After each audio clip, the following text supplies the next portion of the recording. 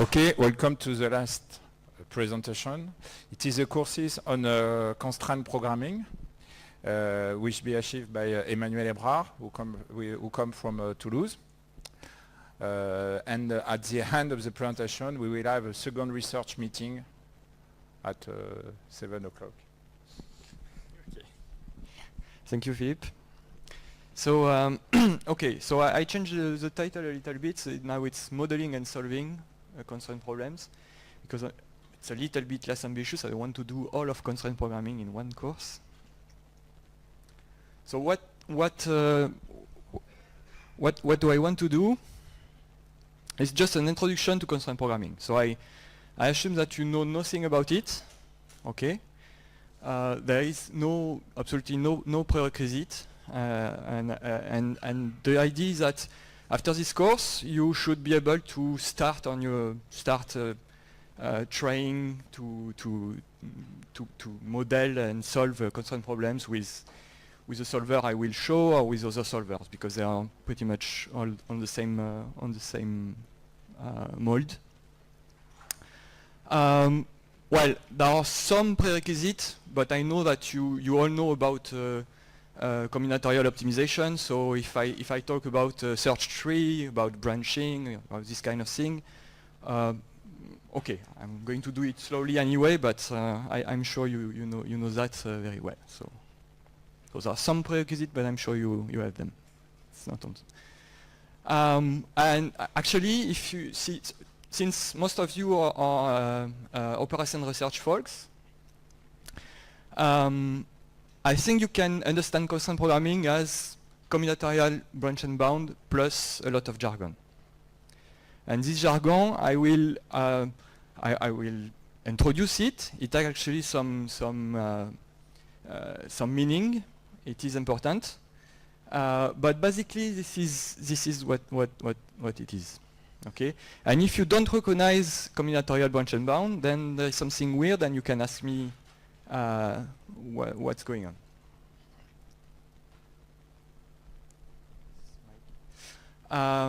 So I'm going to stay at the level of language.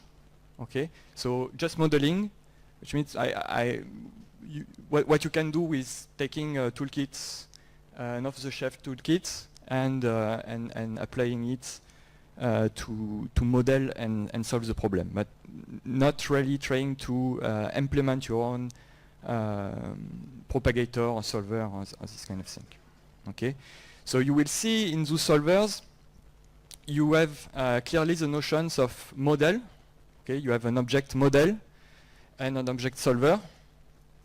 And so the object solver, I'm not going to really talk about it too much. In particular, I will not talk about user-defined propagators. We will see what propagators are. And I will not talk about search strategies, even though you could do it. You could do some of that at the language level. But I'm going to talk anyway a little bit about solving, because if you don't know a minimum about how the algorithm work, then you're not able to really model in a clever way. So you're not going to do interesting models. Okay. And it turns out that it's already enough to fill a slot, I think, a big presentation. Okay, so this is a pretty uninformative outline. I'm going to talk about the language, so I just said that. First, I'm going to show that when you model a problem, it's very important to choose what the variable will be, and I'm going to go through example for that. And then most of the talk I will talk about constraints. How to post the right constraint, how to post constraint that will improve how the solver will operate. Okay, and actually I will do a lot of that through an example, which is Golomb Roller. All right, so let's start with the language. So as all presentation on constraint programming, I have it's mandatory that I start by saying that we have variables with finite discrete domains. So you can see two variable x. You can list the values in the domain, or you can state a range, for instance, this kind of thing. So any domain of finite discrete elements. And of course, we often use integers, but they don't have to be integers. It could be anything. And then constraints. And constraints could be absolutely any relation between variables. Or let's say any relation that is easy to check. Okay, so this is relatively complex relation, non-linear of course, but it is easy to check. If you give me two values for x and y, it's going to be very easy to know if the relation holds or not. So that's fine. That's a fine constraint for constraint programming. And despite what some people might think, we do have optimization in constraint programming. We do have objectives, functions, and all you need, all we do in fact about objective is to have a variable which we distinguish. Okay, this is the objective variable, and we have to state, of course, whether we minimize or maximize. And just with that, with just saying this variable is the one that we want to minimize, let's say, I'm claiming that we do as much as combinatorial Bernstein bound can do. But we'll see that a little bit later. All right, so simple example to start, map coloring. I guess you know this problem. We have 4 countries here, France, Spain, Switzerland, Italy. And we want to color them. And of course, 2 countries which share a border, we don't want them to have the same color. Okay? So we have variables, or the countries, we have domains, the colors, and we can write a constant program, a CSP, with 4 variables, one for France, one for Switzerland, one for Italy, one for Spain, and the domains or the color that we have chosen at the start. Okay, so that's a constraint program, and if we actually write it into a toolkit, so I'm going to go through a lot of those kind of examples. I'm going to use the 2 toolkits that I recommend to use for tomorrow's practical. The first one is Numberjack. It's a tool in Python. And the second is Choco, and it's in Java. And so to show you a little bit what the code looks like at the language level. So it's pretty much exactly the description of the problem, right? So we create 4 variables: France, Switzerland, Spain, Italy. So those are variables, the list of possible values, and this is just a name for the variable, so that if you print debug information or this kind of thing, then it's going to look nicer than a pointer name or something. And then the object model, okay, which is in fact just a list of constraints. Okay, so it's a conjunction of those constraints, which says that France has to be colored differently than Switzerland, than Italy, than Spain, and Italy and Switzerland have to have different color too. And then we have this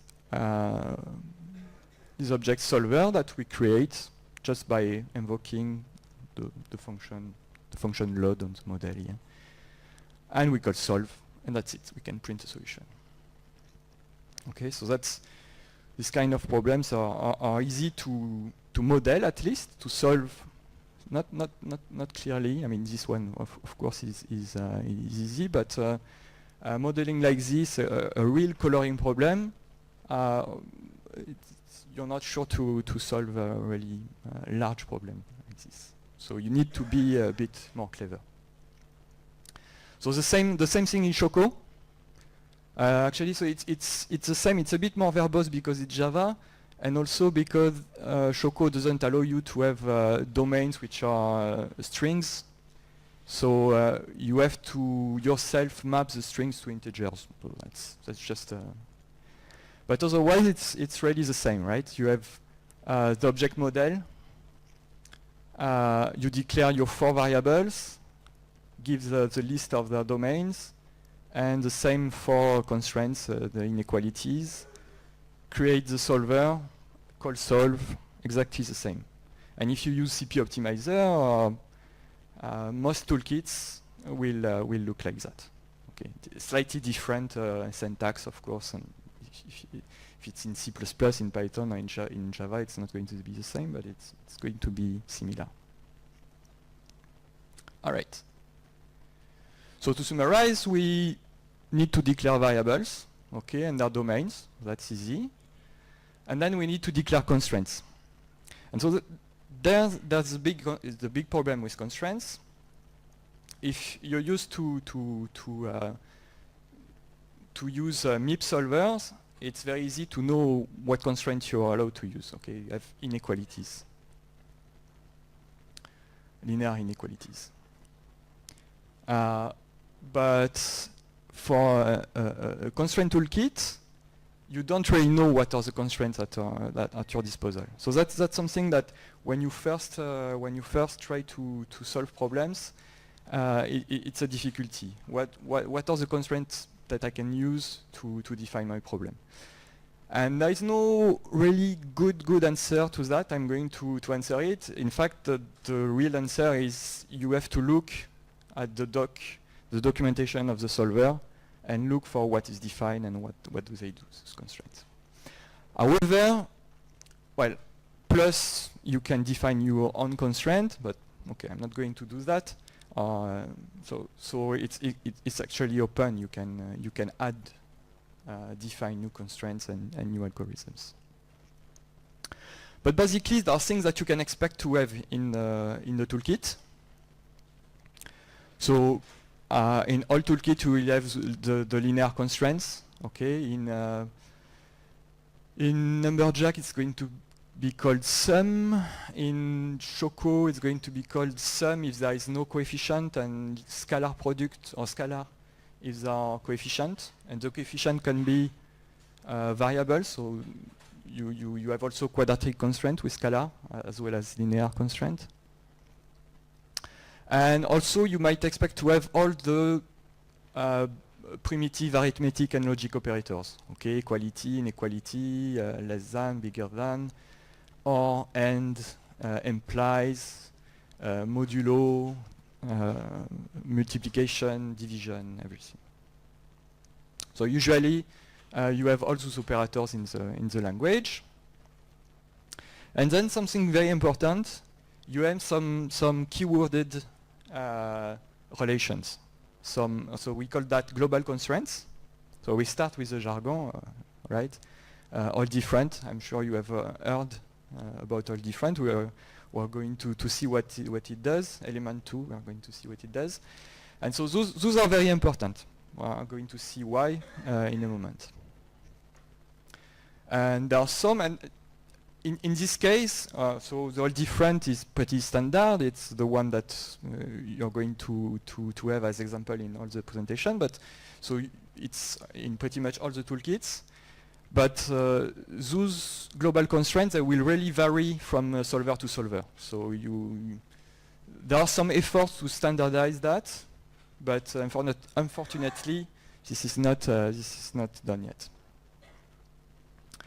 And then you can build expression from the above, right? So you can combine this however you want and create expressions of this kind of thing. I'm going to see that. Okay.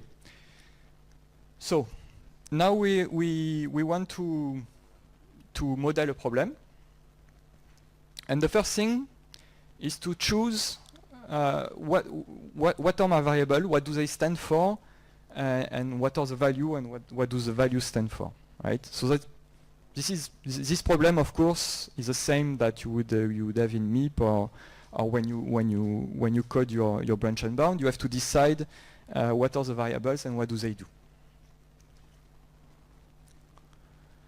So you know, of course, that the same problem can be mapped to many models. Okay, there are several ways to solve the same problem, to several models for the same problem, and it is a very fundamental choice to decide what will be the variable viewpoint. So it's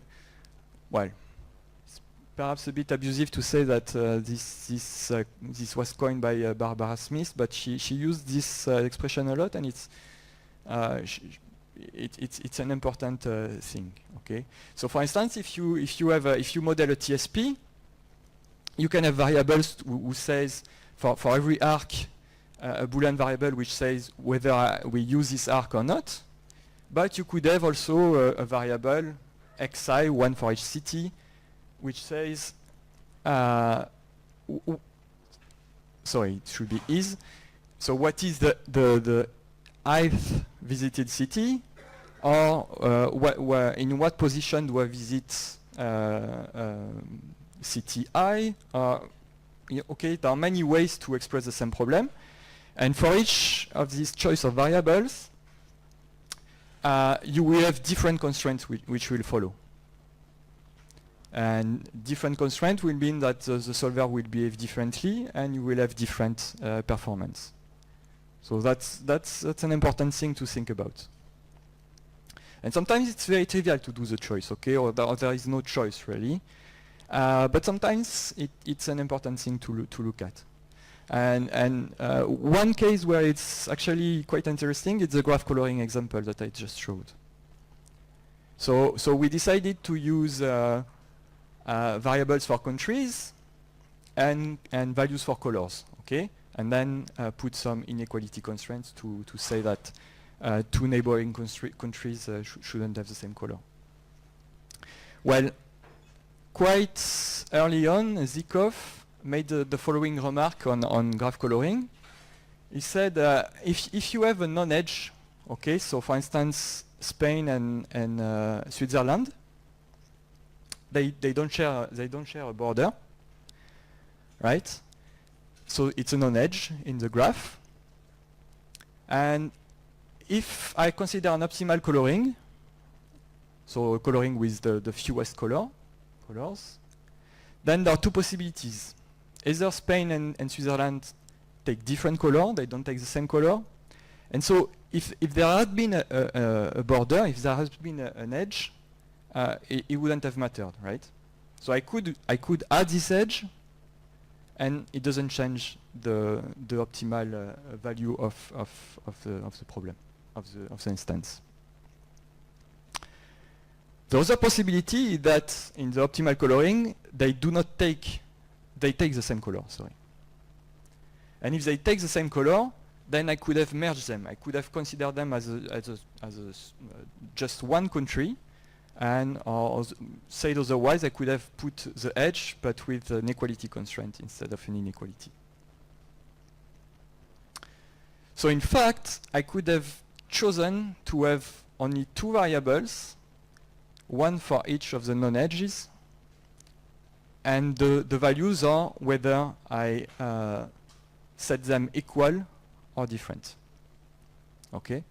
So this is entirely valid. You can model the problem with that. And when you have solved this, okay, you have not really colored, but it's pretty easy to get a coloring from that, and that's going to be, I mean, if you explore this tree, you're going to explore all the possibilities. And it's very nice because there is no color symmetry anymore, right? So actually, I had predefined some list of colors, so there was not really a color symmetry. But if I let the color completely free for every country, I can completely swap the colors. Okay, once I have a coloring, I can just permute the colors for the countries, and it's still a solution. But here, and so this is a problem because my search tree is going to be huge because there are all those symmetric solutions. But here I don't have those symmetric solutions. Okay, they are completely out of the search tree. So this is a very, very nice property. a not as nice property is that now stating the constraint is not so easy. Okay, and I'm not even going to do it. So it's certainly difficult to do with the constraint with standard constraints. But you can write constraints. You can actually do that. All right. So this is. If you want to summarize that, just to say that it is very important to choose the variable viewpoint. And the variable viewpoint that you want to choose is the one that induces the smallest search tree. So if it, like in this case, it removes symmetries, it's very nice to do. And you want the variable viewpoint which induces the best set of constraints. So best set of constraints, what does that mean? And so that's what we are going to decide, at least in the context of constraint programming. So what is a good constraint set? How do we say that this set of constraints is better than the sensor? All right. So constraints. So as I said, one very interesting feature of Constraint Toolkit is that you can combine primitive constraint and create really complex relations quite easily, right? So if you think of all those operators that I define, you can consider them as a relation. Like x has to be different than y, so it gives you a list of x's and y that are allowed and are not allowed. But you can also view them as predicates. So you can use the truth value of that and say, if this is true that x is less than different to y, then y has to be less than or equal to 12. And if this is not true, if they are equal, then well, there is no further constraint on y. So you can write this kind of thing, and what it does is pretty basic. Okay. In fact, in the toolkit, you don't have for each constraint you have an algorithm, and here you don't have one algorithm. You have two algorithms: one for this constraint and one for the ternary constraint, which says x not equal to y if and only if z. Okay, z being another variable, a third variable, and this is called reification. Okay, so the truth value of this constraint goes into, and so by combining those, you will be able to create expressions.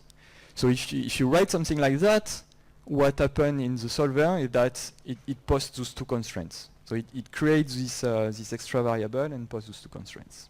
Okay, and this is equivalent. So of course you have the freedom to write it like this or to write it like this. Just a nice syntactic thing to be able to do that. All right, and the other type of constraint that you actually must combine are these are the function, let's say. So for instance, x minus y, you cannot view it as a relation. So actually, this is always a ternary constraint which says x less than y is equal to a1, and so when you write something like this in the solver, it's going to create those 4 extra variables and say x minus y equal a1, the absolute value of a1 is equal to a2, a2 times z equal a3, and so on, and you get this expression. Right. And so you can have large expression trees like this, where at the root of the expression tree you have a relation, a constraint, and then reified constraint, so predicate or function in the middle layer, and at the root, at the leaves are variables and constants. okay? And when you write something like that, it's important to know if you have common sub-expressions. So that's something to look for. If you start creating two sub-expressions which are exactly the same and you separate them, then the solver will not be able to do a proper job. It will be less efficient. Okay, one example. We go slowly. I don't know if you don't know XKCD. I urge you to Google it and bookmark it. It's really brilliant. And there are often jokes about computer science. And so in this case, it's how this client is trying to make the waiter solve NPR problems. Okay, so he wants a menu, a list of dishes which cost exactly $15.05. Right, and the waiter doesn't know that this is a very difficult problem to solve. And so we can actually write the constraint model for that. You see it's not going to be very difficult. And it's just one constraint, right? So the sum of the quantities are variables, times the price for all the appetizers that we know is equal to the total. So I wrote it in this way actually to show an expression tree. You could have written it like sum of quantities, comma price, quantities being a set of variables, price being a set of constants. It's going to be thought as a coefficient of the linear inequality. So here the constraint for the subset sum, and of course this is an expression tree. And if you're curious, there are two solutions to this problem. One which consists of 7 times the mixed fruit dish, and one which is more balanced, which I prefer, I guess. So I don't know if anybody but me has actually solved this comic strip.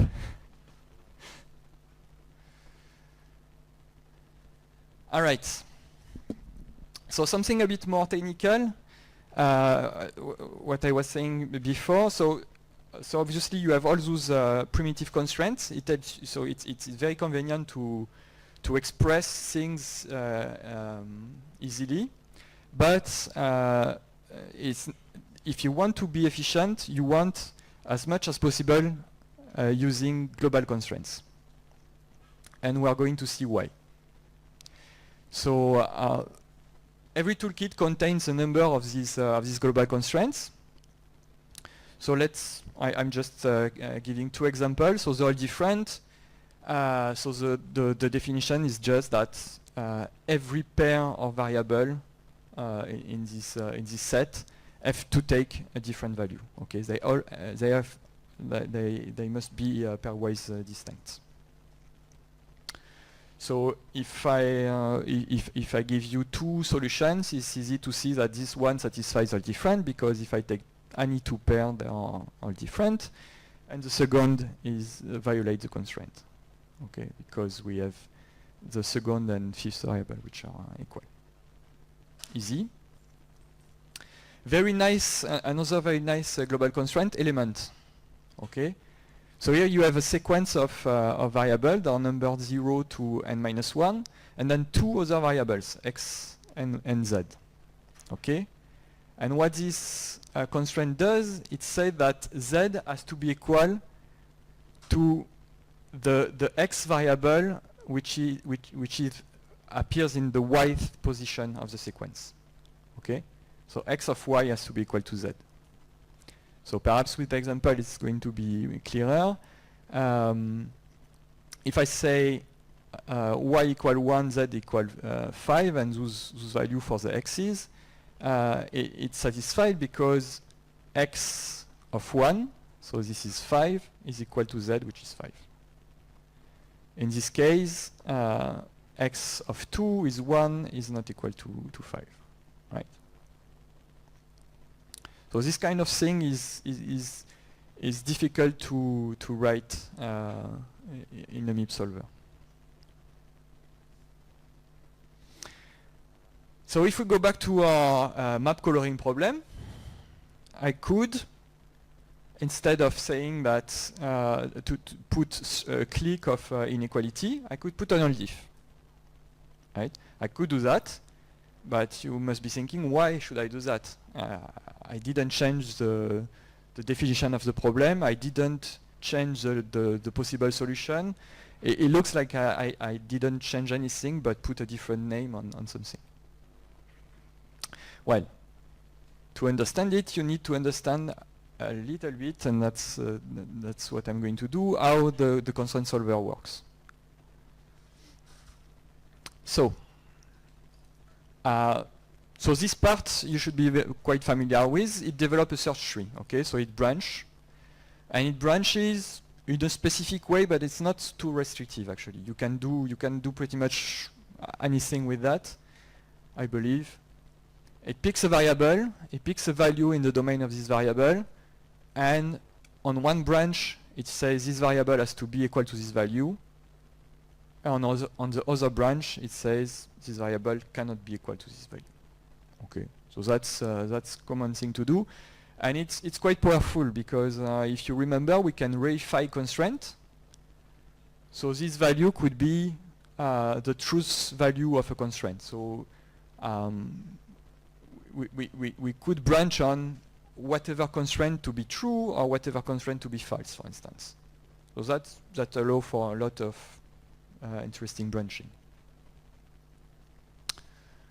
So you develop a tree like this, and the important part is that at every node of this tree, you're going to do inference, okay, as much as inference as you can.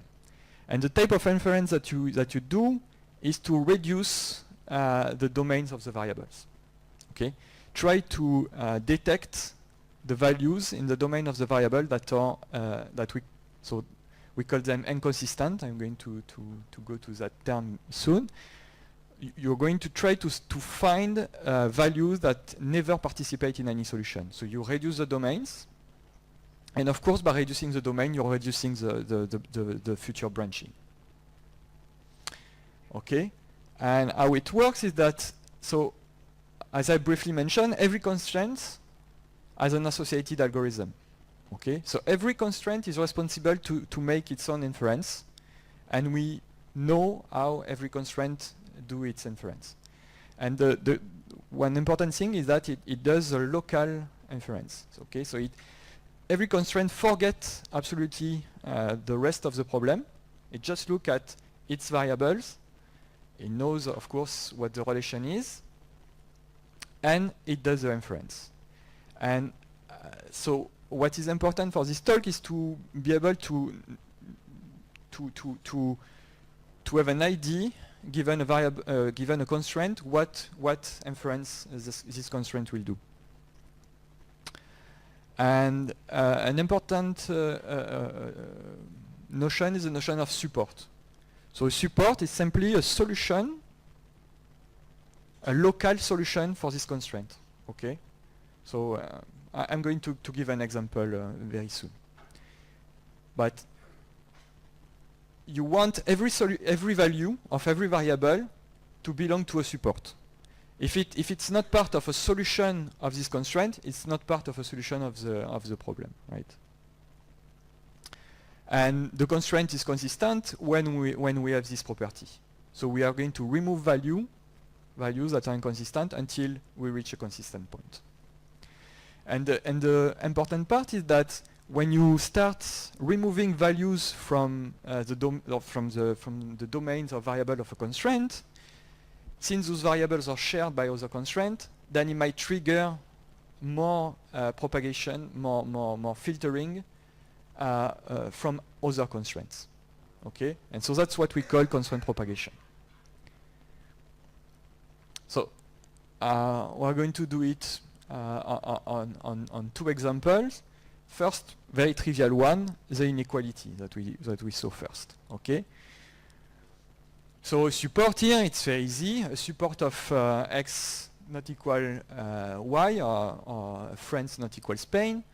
It's just two values, two colors that are different and that are in the domain. So if I have a value v in the domain of the first variable and a value w in the domain of the second variable and they are different, this is a support. This is a solution.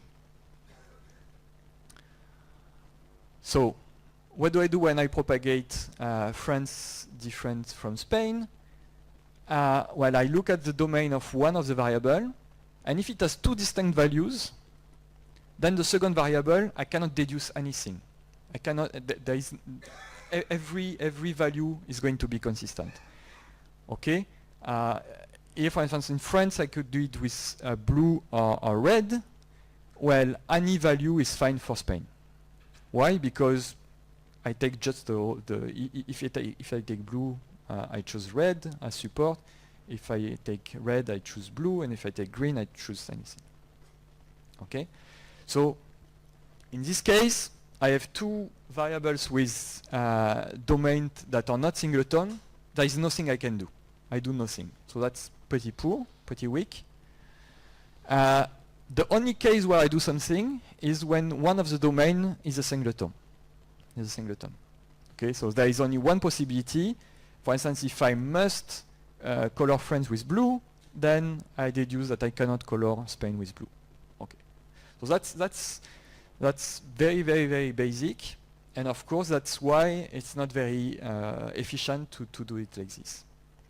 So if you look at the search tree, you start from your initial problem, you make a decision, France is blue,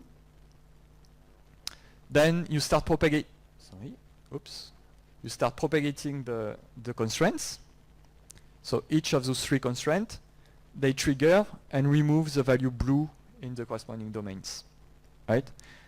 Then, because the domains of those variables has changed, there is further propagation, and this constraint is going to propagate as well. And one of these two values is going to disappear, and now you have an empty domain. An empty domain means that you have no possibility for a variable, and this is a fail. Okay? And if this is a fail, then you backtrack and branch and explore the other branch. And when you explore the other branch, the other branch say France is not blue, so it's green, and from that you can see that you're never going to backtrack again. Because you choose one color, propagation will guide you, and you will not backtrack. But still you have backtracked once. Okay. So the problem is that if you look at this graph here, you have those three variables, and each of the inequality is consistent because the domains are not singleton. Yet it's impossible to color France with blue. Okay, and in other words, all different is not consistent. And how do you see that? Well, you have to see what is a support for all different. A support for all different is going to be a matching of that gives a color, a different color to every variable. Okay. So you have a bipartite graph with the variables here, the colors. The edges are given by the domains, and if you want to satisfy all different, you have to match every variable with a different color. So it has to be a perfect matching. And so there is a clever algorithm which I'm not going to describe, but which can find a matching and then find all the edges that never participate into a matching, a perfect matching. And here you have the edge friends blue, which does not belong to any perfect matching. And so you can make this deduction and remove the value blue from the domain of friends. Okay, so and here you get a consistent domains. So that means that if you post an odd-if constraint here between those three variables instead of putting the inequality, now your search tree at the root node will remove the value blue, and now you're never going to backtrack, to fail. Okay. So that's why if you can use a global constraint, you will have stronger propagation, and so it's good to do it. So every constraint has its own propagation algorithm. And how do we know what inference we can expect from a propagation algorithm? Well, we have this very nice notion of R consistency. And so R consistency, this is exactly what I told you. And in most cases, you can expect the propagation algorithm to implement to reach R consistency. And what R consistency does is actually every possible deduction with respect to a single constraint, okay, let's say odd-if, and all the possible deduction that you can project on the domains of the variables, okay, because there are further inferences like that require several variables. Say a no good of size 2, like France and Spain cannot be blue together. So you don't accumulate information that you cannot store within the domain variables, that you cannot project on the domain variables. But everything that you can project on the domain variable, this is what R consistency does. And so it works exactly how we saw in our examples. You take every value of every variable, and if there exists a support for this assignment for x equal v, then you keep it. Otherwise, you remove v from the domain. And so the nice algorithm like the one of odd-if, they do all this work with the same asymptotic time as just finding one support. So that's a nice trick. And of course, the larger, the more global the constraint is, the stronger its propagation will be, the stronger R consistency on it will be. Sometimes the propagator will not achieve R consistency, so it's not. And often it's going to be slower as well, of course. Okay, because it's more work to achieve R consistency on the global constraint. So of course you have to account for that. So sometimes there is a trade-off between doing stronger propagation and or faster propagation. All right. So now I move to an example, to Golomb roller, to show how you can use this knowledge about what the solver does to improve your model. Okay? And the idea is that within your model, without having to change the algorithms or to do anything, you can try to make sure that the constraint that you use makes the propagation as strong as possible. So you try to strengthen what constraint propagation will do. And so one easy technique that we just seen is to use as much as possible global constraints. You can try to merge common sub-expressions when you create big expressions. And here we are going to see mostly what happens when how we can try to add implied constraints, which are very important.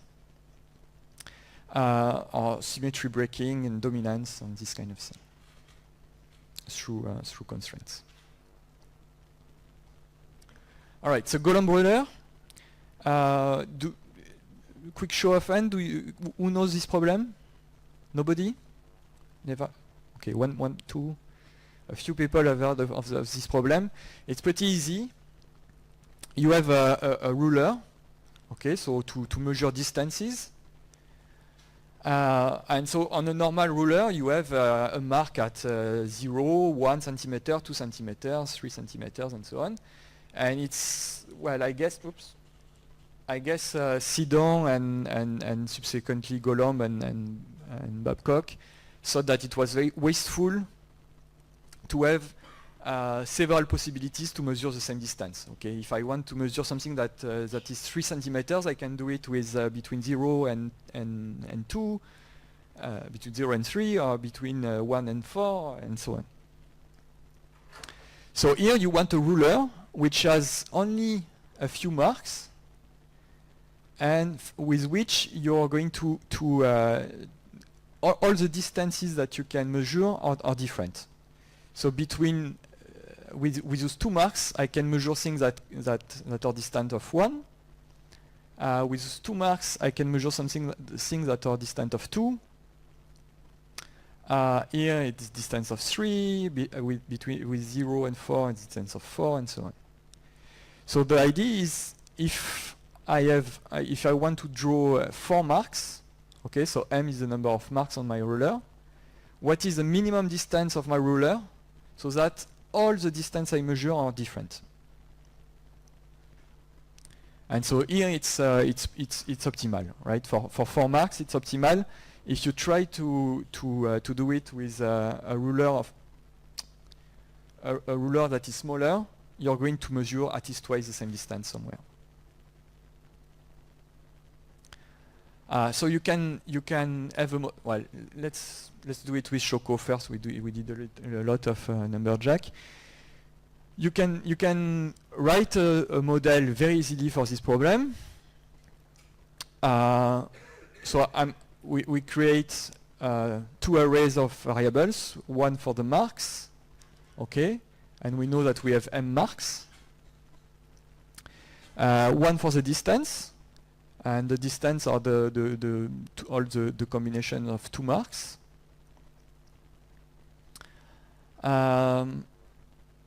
The maximum, it's not in there, but n is the maximum, so it's in the other model because it's shorter. You can put an upper bound on the length of the ruler. Okay, so this is a big enough upper bound, and it's the same value here.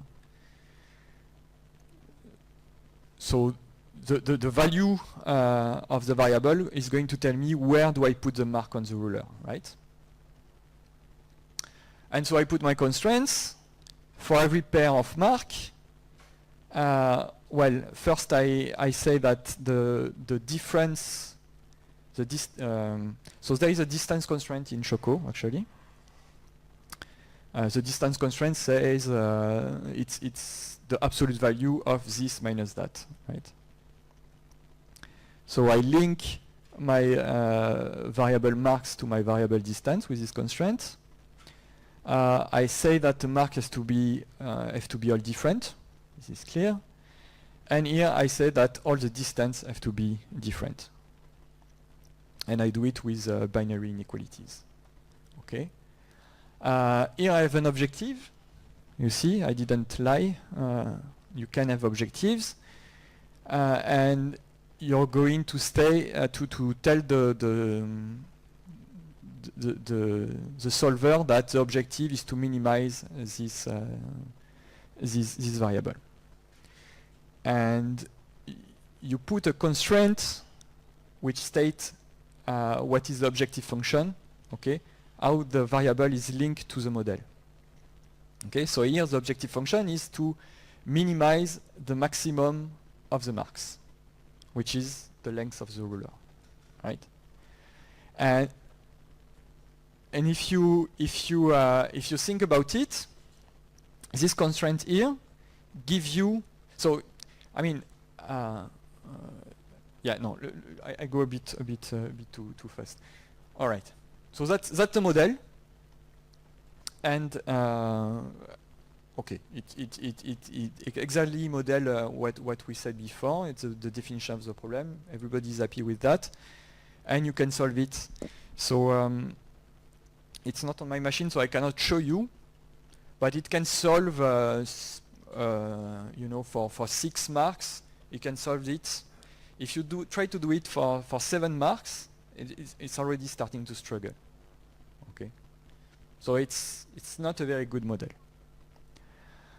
So we saw that we had an objective variable that we distinguish with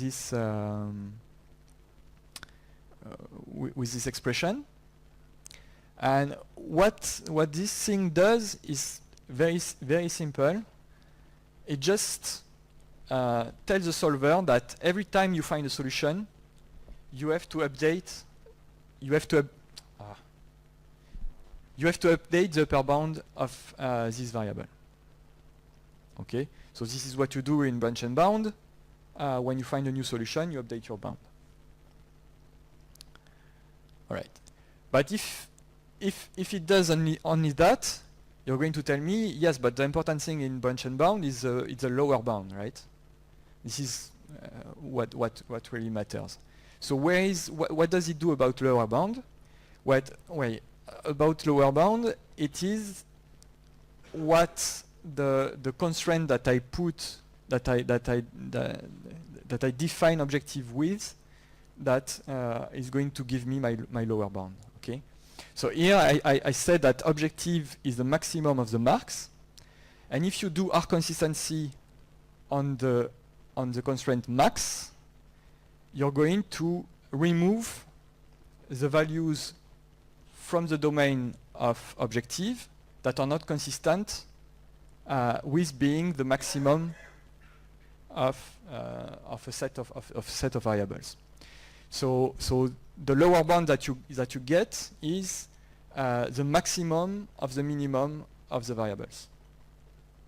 Okay, so you get some lower bound because of this variable, and it depends on the strength of this constraint. So if you express the objective differently, perhaps you will get a better lower bound.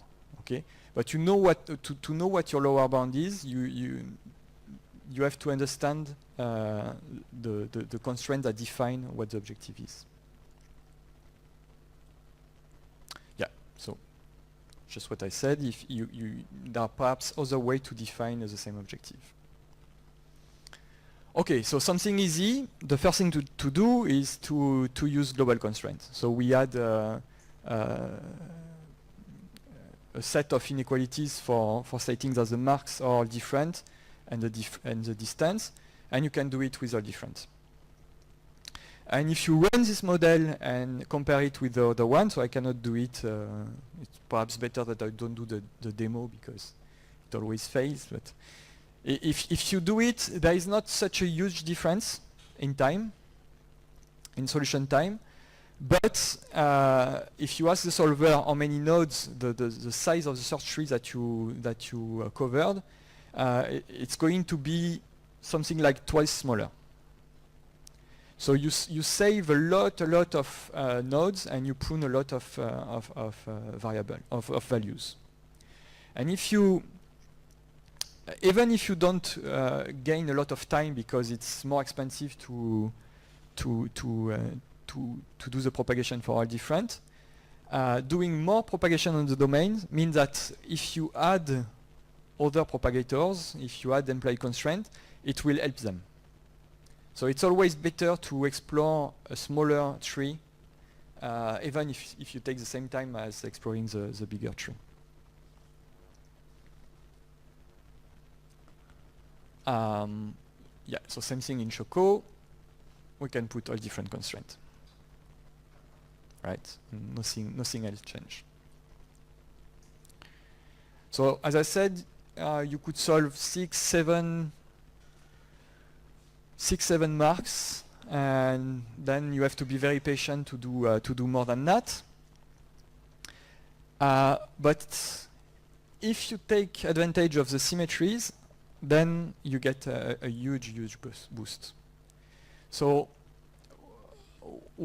why? So symmetries, of course, it's not specific to constraint programming. You get that in all problems. If you have symmetries, symmetric solutions, then your search tree will have symmetric branches. Okay. And it will have symmetric branches that lead to the solution, but it will have symmetric branches that do not lead to any solution, suboptimal branches. So you don't want to repeat the work on these branches. So an obvious symmetry is a symmetry on variables. Okay, so you can, it doesn't matter how you name the marks, what is the first mark, what is the second mark, and what is the third mark, or how you name the distance. Okay, if I have this solution, I can swap the marks. So say this is x3, this is x2, this is x4, this is x1. It doesn't matter. And so that entails a lot of symmetries. Okay, so it would be the same with the distances, with the variables for the distances, but you cannot swap both, right? Because they are linked. So you can decide to force an arbitrary ordering, for instance, on the marks. Could have been on the distances. Right? So you can pose these constraints. They are not in the original problem, but they remove only symmetric solutions. So you're fine with that. And so that's going to help the solver a lot. And when you do that, there is one symmetry, or at least one symmetry remaining, which is the reflection. Okay, so if you consider this solution, you can just look at the ruler in a mirror, and you get this solution. So to break this symmetry, you can insist that the difference between the two first marks has to be smaller than the distance between the two last marks. Okay, so that's going to leave this solution and remove this solution. And so you get this model where you don't have null diff on the marks anymore. You just say that they are ordered, okay, by a total order. Also, while you're at it, you can say that the first mark has to be at position 0. Okay, so this is clearly better. If you start shifting, you're going to get worse solutions. And this is to break the reflection symmetry. And so this model is going to be much better, and you can solve orders of magnitude. You're going to solve 6 or 7 marks in a fraction of a second, and you can go up to 10, perhaps 11 marks with that.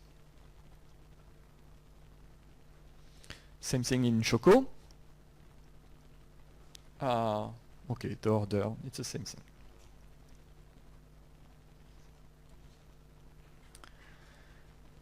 A last thing that you can do is think of implied constraints. So with symmetry breaking, we remove solutions, but we were fine with it. Here we are not going to remove any solution. Okay, so that's constraints that are implied. So it's a little bit more subtle. They are implied by the model. They are going to be true no matter what when you get a solution. So they seem useless, right? They do not change the set of solutions. But they're actually useful because of the propagation. So one example, actually, one subset of that was the Hall diff that you can replace the set of inequality with. Perhaps one trivial example is if you have, let's say, x is less than or equal to y, and they're also different. Okay, so this implies that x is less than y. But the two things are not the same, not the same at all for propagation. Okay, if you have those two variables that can take value from 1 to 10, x different from y is obviously consistent. We already seen it. There are many values in the domain, so it's not going to do anything. X is less than y is consistent as well, because 10 and 10 is a support. Okay, it's not strict. But of course, x strictly less than y is not consistent. It's inconsistent. And to make it consistent, you need to remove 10 from the domain of x and 1 from the domain of y. So applying the propagation algorithm of this constraint is not going to give you the same thing as applying the propagation algorithm of this constraint. Even though at the end of your search tree, you're going to find the same solutions. Okay. So here in this in the Golomb ruler, you're going to just consider one variable that stands for a distance. Okay. So the distance between the second mark and the fifth mark, or the third mark and the sixth mark. Right. And all we know about the lower bound of this variable from the model we have is that it has to be at least 3. Why 3? Because it's the distance between well, there are three distances, right? And each of them has to be at least 1. So that's what we get. But actually, if we think about it, those distances, well, I put some distances, but let's say that the variables are not set yet, so we don't know what the distances are. It was very conservative to say that those distances are 1, because we know that they are all different.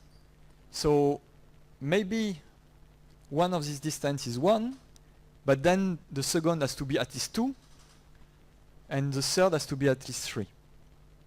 Okay, because we have 4 marks in total, the distance has to be at least 6.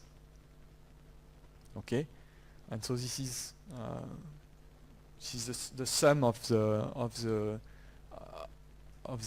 I minus j's first integer. Right. So that's a slightly better lower bound than what we had. And you can do the same reasoning for the upper bound of those variables. Okay. So the trivial upper bound is marks of m-1. So that's the big distance here. But we don't know exactly how it is, so it's a variable.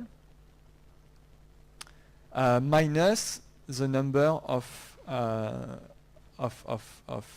marks outside of this segment. But here again, there are 4 distances. They have to be all different. So the upper bound is the last mark minus 10. All right. Is that okay?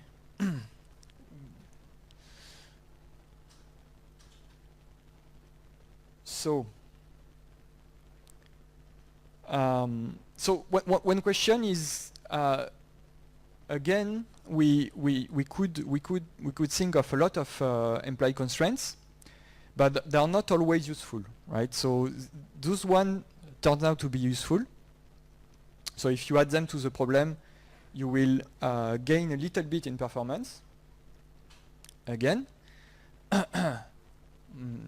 but it's not going to be always the case. So you can have implied constraints which do not help at all the propagation. And so you have to guess or to have a good intuition for what will be a good implied constraint from a redundant constraint which does nothing at all. So in this case, you have at least two clues which tells you that it's going to be important. It's first that we had to combine the reasoning from two constraints, two different constraints. We had to reason that the distance between I and j is a sum of all the intermediary distance, and we had to add the information that all those distances are different. And constraint propagation cannot do that, right? Because it will look at all different just on its own, and it will look at those actually it's a set of constraints, so it's even weaker than that, but it will look at them on their own. So it cannot make the kind of reasoning that combine two constraints together. And also, if you think about it, we already get some information at the root node, even if we didn't have any propagation from the all different or from the distances. So we already had some. So we can be sure that at least it does something that constraint propagation on its own doesn't do. Okay, but it's not always the case. So if you have an idea of implied constraint, well, try to think about it. But if you're still in doubt, well, try it and you'll see. Okay, experiments are made for that. All right, so that's the full model, where we had this global constraint here. So we defined the LBs, the UBs, and then we say that the distance D have to be between L and U, okay, for the LBs and the lower bounds and the upper bounds that we defined. All these models, by the way, are in the practical for tomorrow, so you can have a look at them and run them. So perhaps here it's more clear in Choco, because we don't have this fancy Python stuff. So you can see the distance k, which is the distance between I and j, has to be less than the last mark minus the sum of the m minus j minus I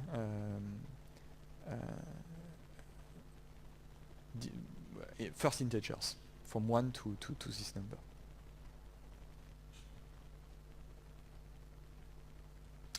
Okay, so it's the conclusion, almost.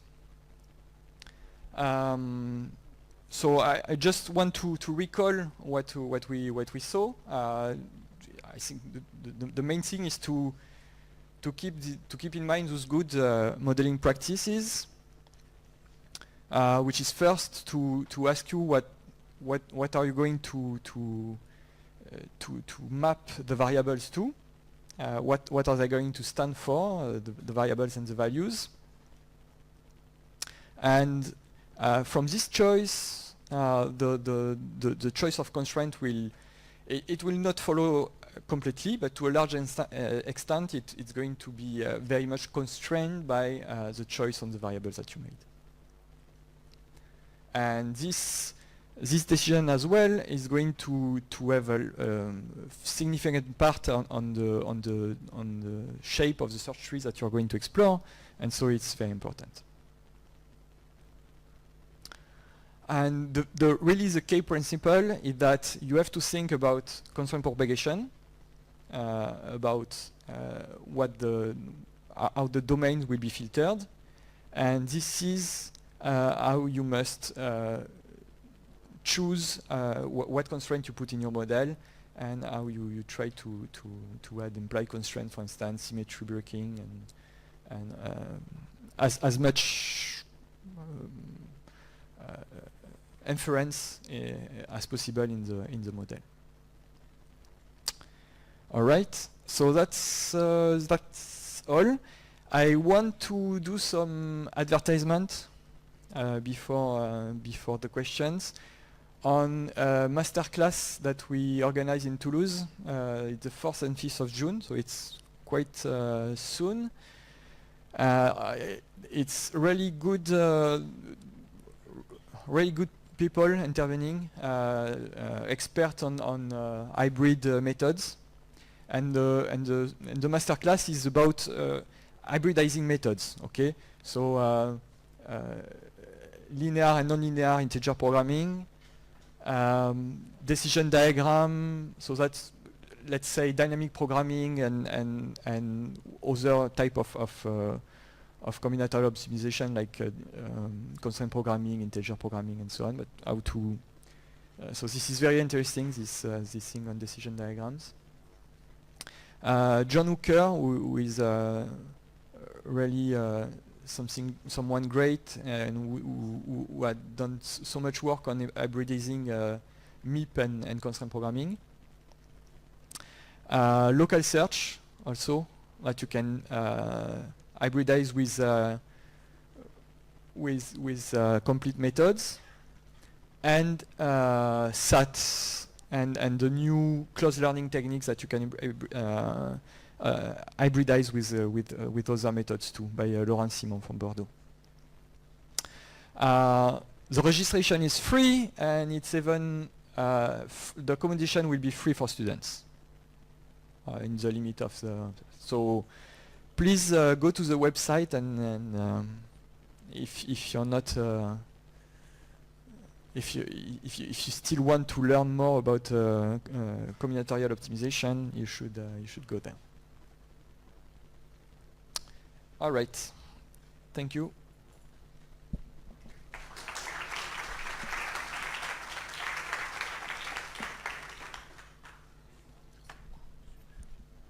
Thanks a lot for your talk. We have time for questions on constraint programming. Maybe 3 questions.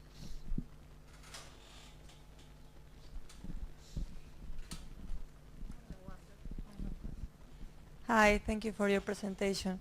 So what I got from this is that on the constraint programming, what you do is you kind of mix branch and bound with this extra constraint or implied constraints or the propagation algorithm, right? So, but what do you solve on each node? Are you dealing with linear relaxations or?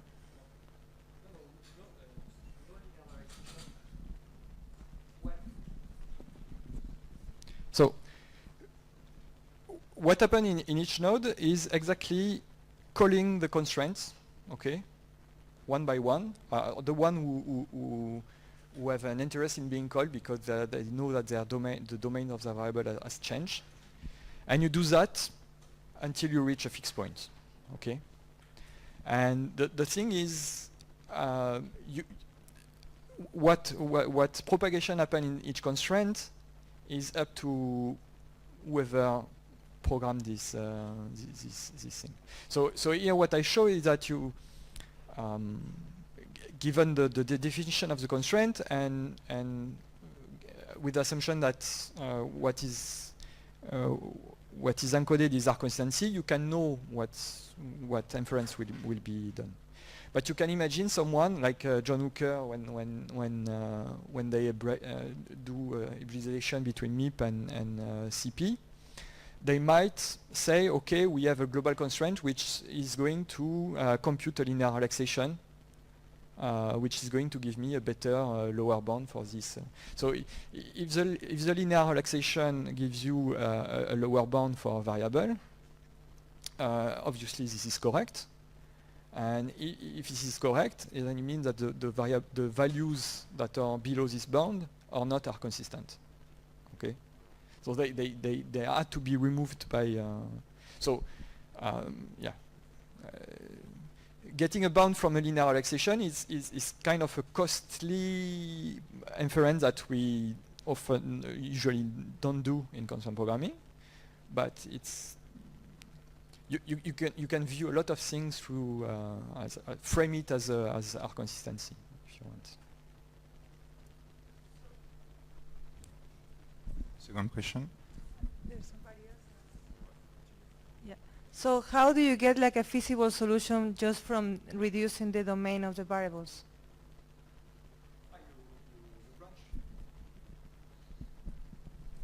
You branch, reduce, and eventually at the leaf of the tree you get a solution. You get a solution, and well, if you look for if you set up an objective, then the solver is not going to stop at the solution. It's going to just change the upper bound of the objective variable and continue. That's why it's like a combinatorial branch bound, because you get a new feasible solution. You continue searching, but you just update your bound. Maybe last question of someone. Thierry? When constraints are propagated, is the order important?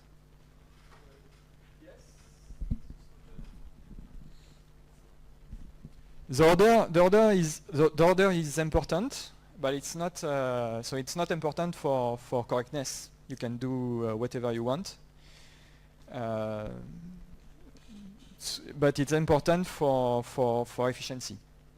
So there are really sophisticated tricks and priority queues and blah blah blah to know what you should do first and so on. Usually what you want to do the cheap thing first, and then keep the costly thing for later, so that if it does nothing, well, you stop there.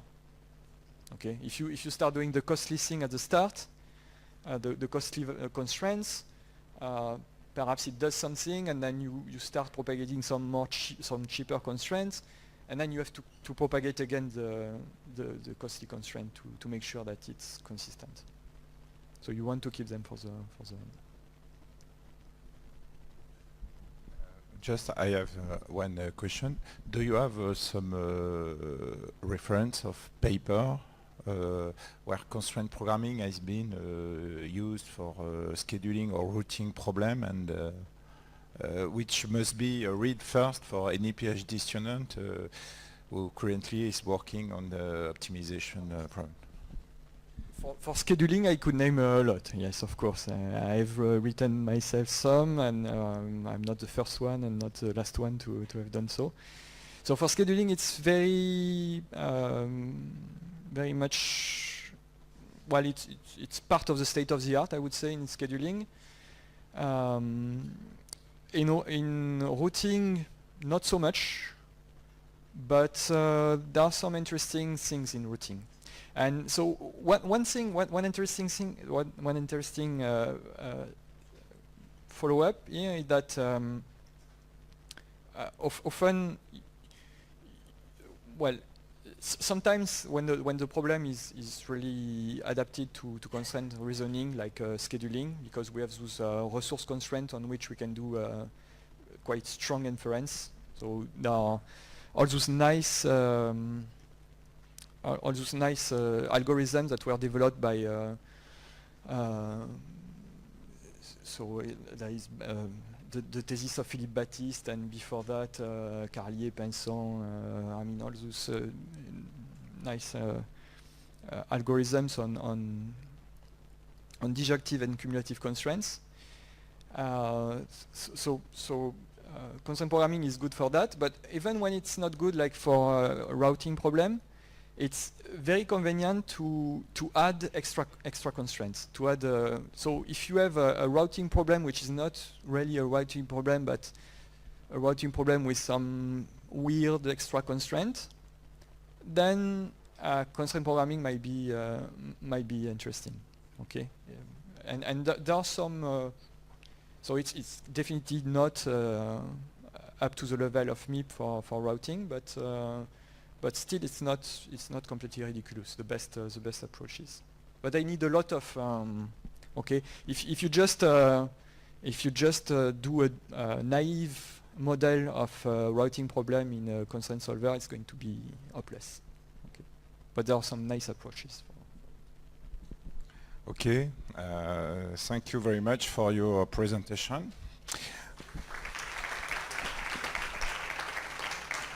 I have also a gift for you. Thank you very much. A lot. Thank you. Now it's time for a break, and next we will have a meeting in 10 minutes. And unfortunately, people who are looking at this presentation on internet cannot participate, but we will do our best to replace them for this meeting. Thank you very much, and see you next.